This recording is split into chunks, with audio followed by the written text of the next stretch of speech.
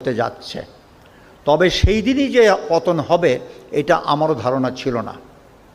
পরবর্তী যখন আমি চেক ব্যাক করলাম, বুঝতে পারলাম আমার সাথে কথা বলার পরেই কিন্তু 3 বাহিনী প্রধান গণভবনে গিয়েছিলেন। ওখানেই তারপরে ওনারা পার্সিউ করলেন যে প্রধানমন্ত্রীকে যেতে হবে।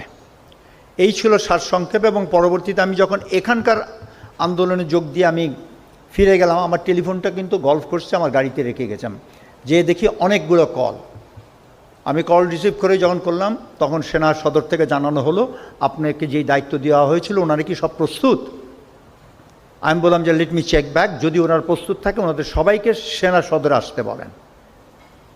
তা আমি সেই সঙ্গে সঙ্গে টেলিফোন করে বললাম সবাই আপনারা সেনা সদরে চলে আসেন, যদি কোথাও বাধাগ্রস্ত হন আমাদেরকে জানান, আমরা সেনা বাহিনী তখন তাদের আপনাদের উঠিয়ে আনবে। By around 1:15 most